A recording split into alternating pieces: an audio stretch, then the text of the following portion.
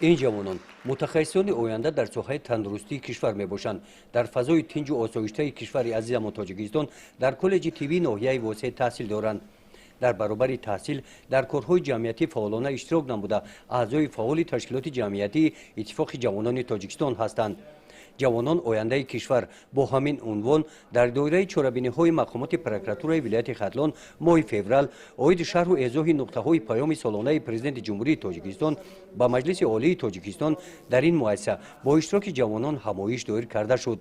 در این چاره‌بینی در سخنرانی نمایندگان مقامات پروکراتورای ولایت خواهد گردید که در شرایط جوانی شوی جوانان باید به هر گونه حزب و حرکت‌های بیگانه همراه نگردند، هوشیار و زیرک باشند، معرفت بلند فرهنگی و حقوقی باید داشته باشند، افتخار از تاریخ و تمدن باستانی خلق خود نمایند.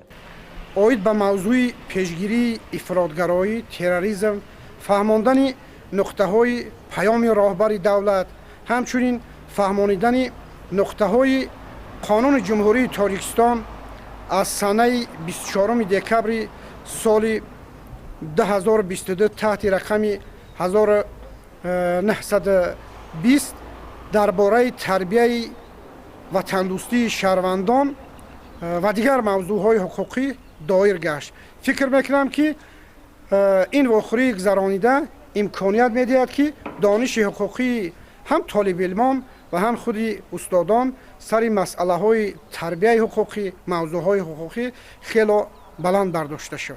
در جنبست چاره‌بینی از همه جوانان دعوت به عمل آورده شد که طلبات قانون های تاجیکستان را حتما رعایت نمایند. ندانستن قانون شخص را از جوابگری آزاد نمی نماید. با اشتراک نمایندگان پروکراتورای ولایت ختلان همین گونه ملاقات و واخوری‌ها در دیگر شهر و ناحیه‌های ولایت برگزار کرده شدند. گزارش خواجه نظریف خدای نظر ظهورов از منطقه کولاب برای برنامه اطلاعاتی نوید.